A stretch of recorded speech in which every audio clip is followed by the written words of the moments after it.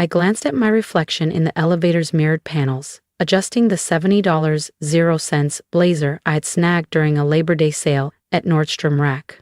In just a few minutes, I'd be stepping into yet another strained family gathering, smiling through clenched teeth while my siblings listed off accolades, unaware of everything they didn't know. The elevator chimed, opening to the private rooftop of the Shoreline Terrace in San Diego, a favorite among the city's elite.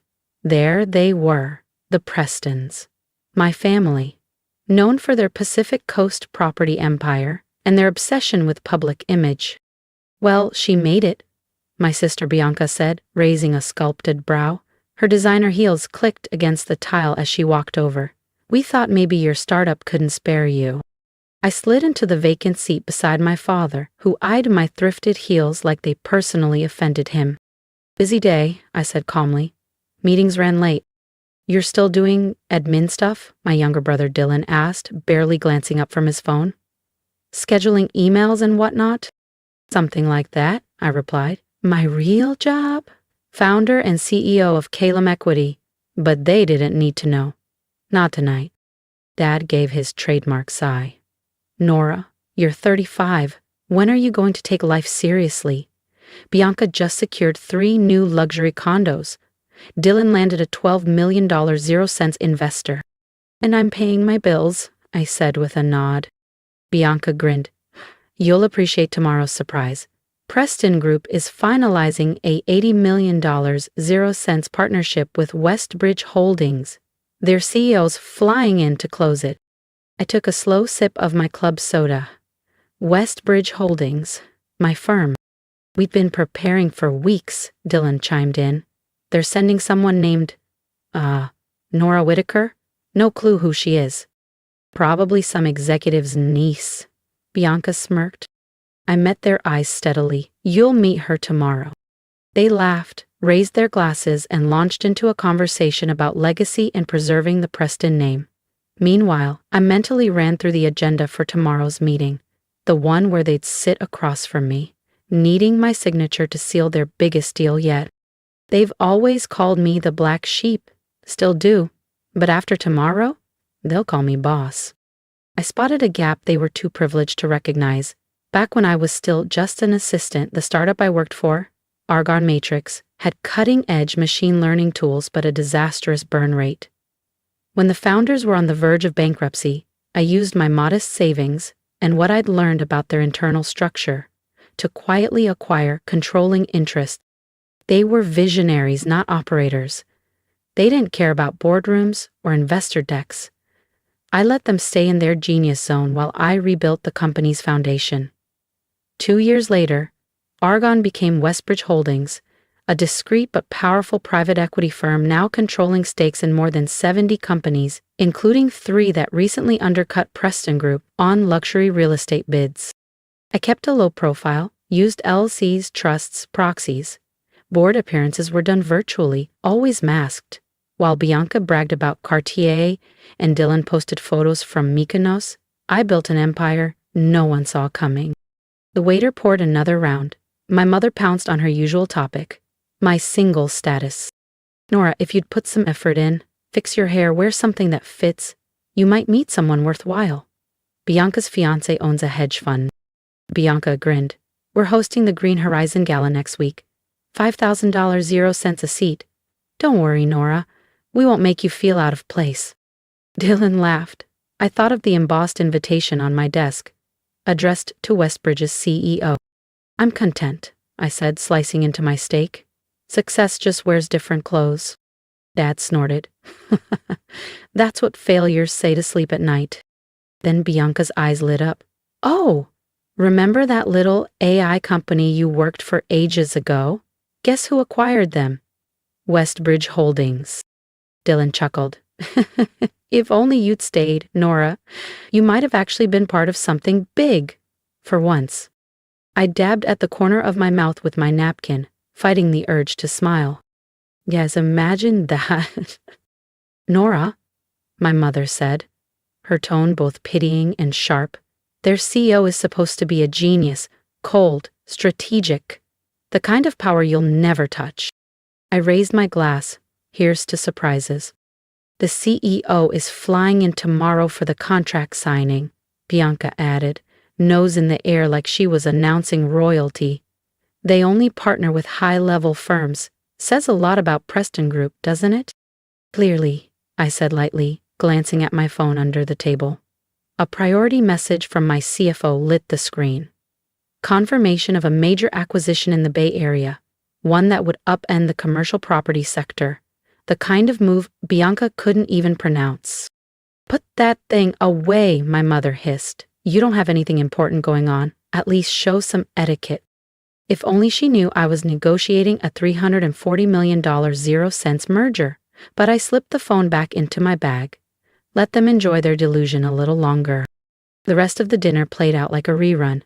Dylan gloating about his latest condo flip, Bianca flexing her guest list for some overpriced gala, my parents practically glowing with pride.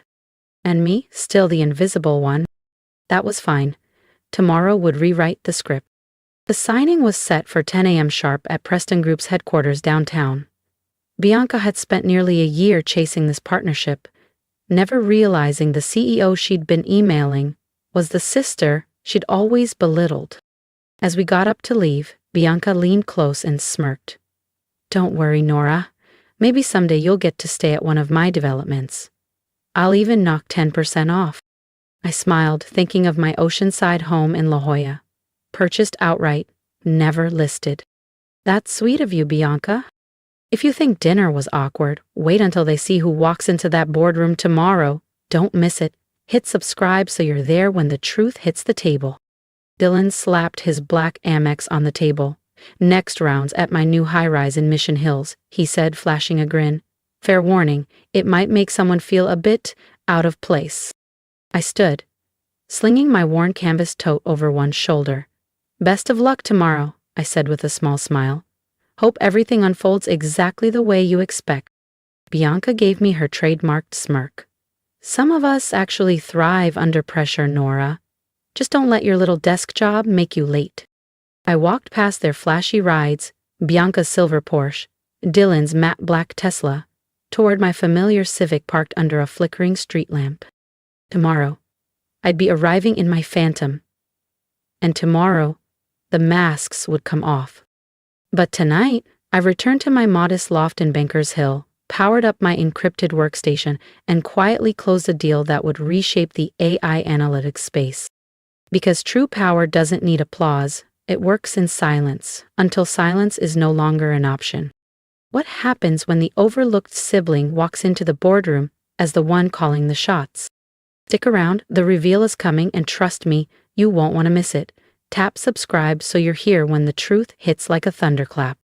This morning, there was no hesitation. I slipped into a midnight blue cashmere suit, hand-stitched in Milan, the kind that whispers old money in a room full of noise. Jordan, my executive assistant, had confirmed every arrangement. This wasn't just a meeting.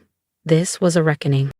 Langston Tower's marble lobby hummed with curated opulence, until the doors rotated open at 9:55 a.m. I stepped through, 6-inch heels clicking with purpose. Gone was the woman in discount heels. In her place stood the CEO of Westbridge Holdings. Jordan followed behind, carrying a leather portfolio that cost more than Dylan's entire tech stock portfolio. The front desk agent did a double take. Miss Whitaker? He asked, stunned. I don't see you on today's guest list. Check again, I said coolly. Try Westbridge Holdings. The guard's brow furrowed, then jumped as my name popped up under VIP clearance. Of course, Miss Whitaker, the executive elevator is this way. Every head in the lobby turned. Each sharp click of my Louboutins echoed across the marble like a ticking clock. The elevator ride to the 40th floor was silent. Just me, Jordan, and the weight of 7 years of silence and strategy. Through the glass walls of the Preston Group boardroom I could see them. Bianca, pacing in her knockoff Balmain suit. Amusing, since Westbridge now owned the global licensing for that brand. Dylan tugged at his tie, a nervous habit he'd never grown out of. My parents sat at the head of the table, glowing with anticipation. Utterly unaware, they're expecting Westbridge's CEO at exactly 10 a.m., Jordan said, checking his Rolex. Are you ready? I gave a soft smile. I've been ready for 7 years. At 10 o'clock sharp, Jordan opened the door. Voices died instantly. 4 pairs of eyes turned toward me. Curiosity shifted to confusion, then dropped into stunned disbelief. Nora? Bianca croaked. What? What are you doing here? We're about to start a very important meeting, my father said, his tone clipped. I know, I replied, setting my briefcase down and flipping the latches open. That's why I'm here. My mother's gaze narrowed. Nora, this isn't the moment for jokes. I slid a printed agreement across the glass table with perfect calm. It's not a joke, I said. The CEO of Westbridge is already here. Silence fell. Thick, crushing, real. My mother's fingers gripped her pearl necklace like a lifeline. Dylan looked like he'd forgotten how to breathe. This is ridiculous, Bianca snapped, her voice cracking. Where's the real CEO? I simply looked her in the eyes. You're looking at her. I smiled and slid my business card across the glass table. Smooth ivory stock, matte finish, elegant, restrained. Just black ink. No title embellishments, no logo clutter. Nora Whitaker, founder and CEO, Westbridge Holdings. My father snatched it up like it might dissolve. His face turned a blotchy crimson that clashed horribly with his navy sport coat. This has to be some kind of joke. Westbridge is worth billions. You're just a what? I asked, steady. A nobody? A failure? The family embarrassment? Jordan stepped forward, placing sealed packets in front of each person. Finalized investment agreements, I said coolly. Have your legal team pay close attention to Section 7.2. It outlines operational oversight clauses. Non-compliance is a deal breaker. Bianca tore into hers like it might bite back, flipping pages with shaking hands. This can't be right, she whispered. You answer phones. You do office admin. Not since I was 28, I replied. The startup I worked for, I bought it, rebuilt it, scaled it. Since then, I've acquired more than 50 companies, including, as of last quarter, the West Coast holdings of Lenox Capital. Dylan sank into his chair, speechless. Beth Penthouse you brag about? I added. It's underwritten through a REIT I control. My mother's voice trembled. But the Civic, your apartment, you wear the same coat every winter. Intentional, I said. Some of us invest in assets, not appearances. Power doesn't always announce itself. My father's voice dropped, acidic. Why keep this hidden from us? Because you only respect what you can dominate, I said evenly. And I had no intention of being controlled. I stood, smoothing the fabric of my silk skirt, balanced, unshaken, the black sheep no longer. Now the one writing the terms. Now then, I said, setting a sleek Mont Blanc pen beside the contract. Shall we go over the terms of Westbridge Holdings' $80 million, 0 cents investment into Preston Group? It's a considerable sum. Best we clarify exactly what you're signing. Bianca had gone ghostly pale, verging on green. Wait, I've been negotiating with you this whole time? Via intermediaries, I nodded, though I'll admit your original pitch was wildly overvalued. Fortunately, I already had the internal numbers. What followed was an exquisitely painful hour for them. I guided them clause by clause through the Westbridge agreement, pausing just long enough at key sections to watch panic bloom behind their composed faces. The $80 million 0 cents wasn't charity. It was triage. Preston Group was bleeding cash behind the facade. Their glossy marketing couldn't mask the truth any longer, and I had every invoice to prove it. Of course, I said, flipping to the final section. This deal comes with conditions, namely, leadership restructuring. I looked straight at Bianca. You'll be removed as project lead. Effective immediately. Her jaw dropped. You can't. This is my initiative. I built this. Actually, you fronted it, I replied. But every one of those deals? Funded through Westbridge shell subsidiaries. You've been selling my strategy in your name. I turned to Dylan, whose confident smirk had vanished. And those leveraged loans you've been hiding? We hold most of the debt. So, technically, you now work for me. My father stood, red-faced. Now hold on, Nora. This is outrageous. You can't just— I can, I said smoothly. And I have. Westbridge isn't some boutique firm. We own pieces of over 70 major corporations. Your company? Barely registers. I paused, letting the truth land. But since we're family, I'm giving you a choice. Sign the deal, accept the terms, or decline, and watch the whole house of cards fall when I call your debt due. Silence settled like dust across the boardroom. Bianca's shoulders trembled with quiet sobs. My mother, always so composed, sat hollowed, as if decades of image management had collapsed in an instant. Dylan stared at the contract as if it might burn through the table. And my father finally lifted the pen. His hand trembled, decades of pride and control cracking as ink hit paper. One by one, they signed. Jordan gathered the signed contracts as I stood, slipping on my tailored coat. I have another meeting across town, I said, buttoning it with care. Feel free to let yourselves out. I cast one last look around the marble-trimmed room. My actual office makes the space look like an upscale supply closet. Jordan will guide you through the transition. At the door I paused. Oh, and Bianca, about that Green Horizon gala next month. She blinked, wary. Yes. Don't worry about an invite, I said, smiling faintly. I bought the venue last year. Actually, I own most of the buildings your galas are hosted in. Funny how that works, isn't it? The ride back to Westbridge True headquarters, an understated tower in La Jolla with ocean views, gave me space to breathe. The confrontation had been deeply satisfying. But it wasn't about revenge. It was about release. I was done pretending. My phone buzzed.